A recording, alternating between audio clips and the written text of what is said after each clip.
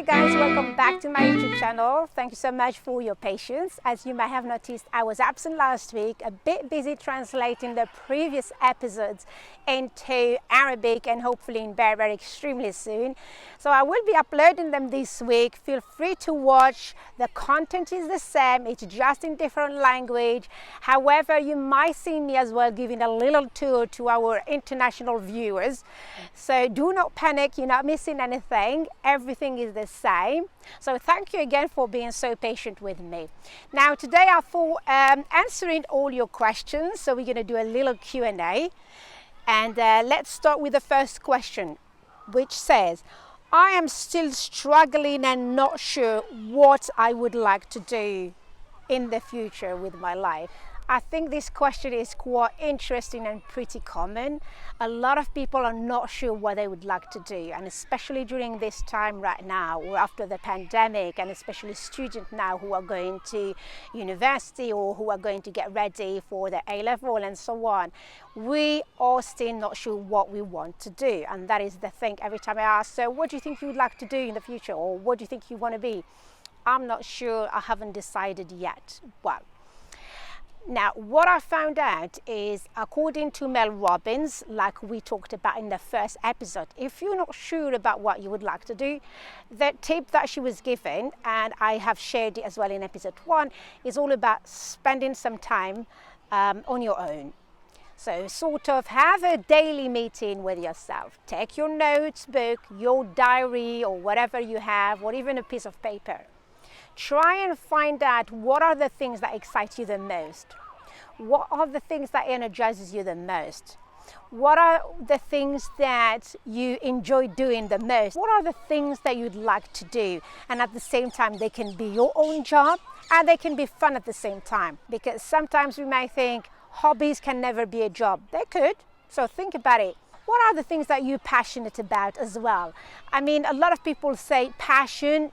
You may not be sure, because you could be passionate about tennis, but that doesn't mean that you can become the next Serena Williams.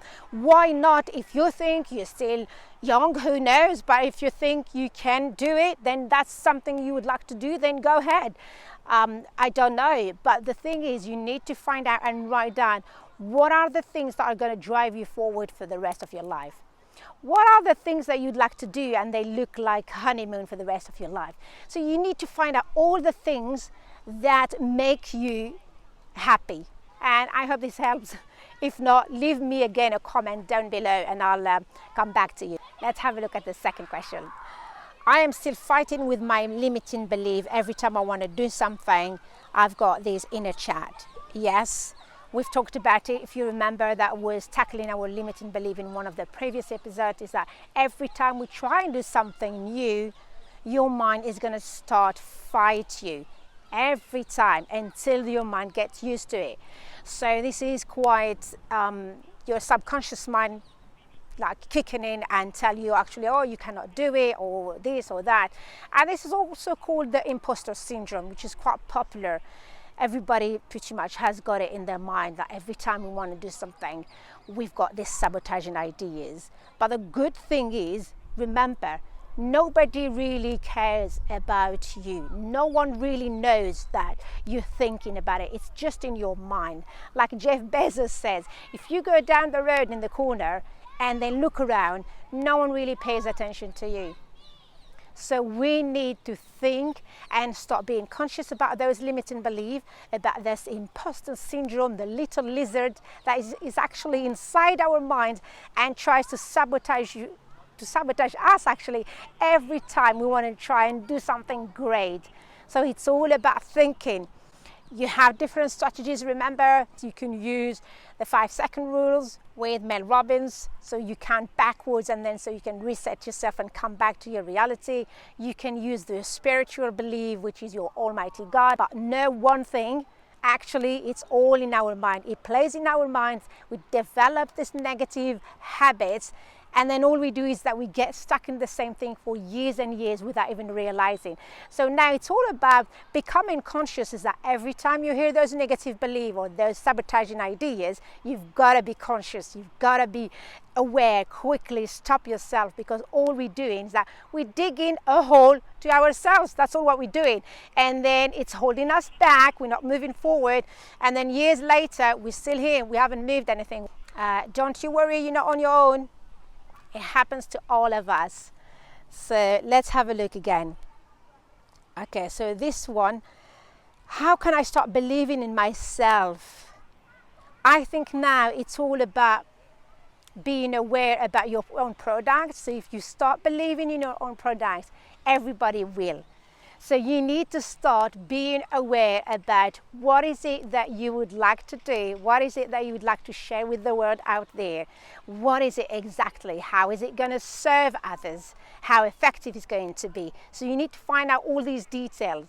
Once you are aware that yourself it's effective, that's where as well you will be able to sell it to the other world. So you need to start thinking, being conscious about your own product now, and be confident that this product actually, if you think it's going to work, it's going to find a solution, like Jeff Bezos said, or he believed at the beginning that Amazon actually is going to be an answer to the e-commerce, and actually it was.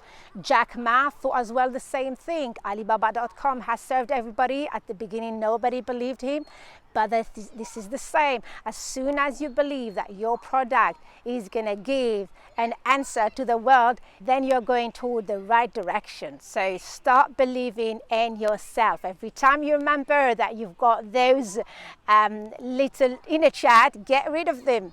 Believe in yourself. Now this one is about the team. I am stuck.